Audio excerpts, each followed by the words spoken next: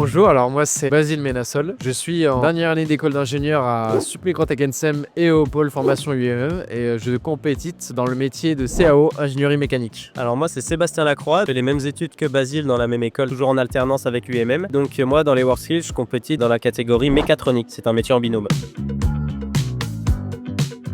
Alors donc moi c'est assez spécial vu que ça mélange un peu vraiment la conception de plein de métiers. En gros je vais vraiment réaliser le mécanisme réel mais tout ça sur un logiciel. C'est-à-dire que je vais faire tous les plans, tout vraiment à l'identique sur un logiciel pour vraiment prévoir tout ce qu'on va usiner ou fabriquer ou souder. Et à partir de ça on va faire des plans pour les donner justement aux techniciens, à toutes d'autres personnes de l'entreprise. Puis on peut être amené aussi à faire des animations, des rendus réalistes. Donc voilà c'est un peu, c'est vraiment le métier de bureau d'études un peu de concepteur ingénieur, voilà. Et donc la mécatronique dans la compétition puis dans la vie réelle, c'est le fait de concevoir, d'installer une machine qui peut être diverse. Donc à la compétition, on reçoit une machine toute en pièces. On a un cahier des charges qui nous permet de monter cette machine. Donc moi ma partie c'est la partie montage, câblage de cette machine et mon binôme il s'occupe de la partie programmation. Donc moi je fais le visuel, tout ce que le public va voir et mon binôme va faire le fonctionnement de la machine, voilà.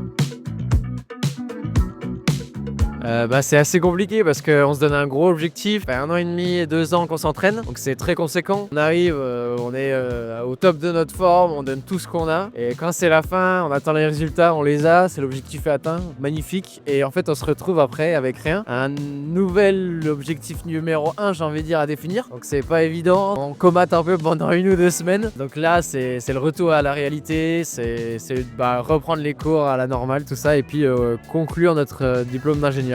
C'est un peu la même chose, moi sorti de la compétition j'ai repris mon rythme d'alternance, donc je suis retourné tout de suite à mon entreprise. On revoit les personnes qu'on n'avait pas vues depuis un petit moment parce qu'on s'entraînait, on revoit un peu tout le monde avec lesquels on n'avait pas pris le temps de rediscuter et c'est vrai qu'on a l'impression de revenir dans un quotidien qu'on avait oublié et je pense qu'il faut tout de suite se refixer des objectifs derrière, sinon après avoir touché on va dire un haut niveau de notre métier, il faut tout de suite se refixer des objectifs qui en valent la peine, le coup et qui sont importants pour nous pour justement ne pas tomber dans une routine qui n'était plus vraiment là.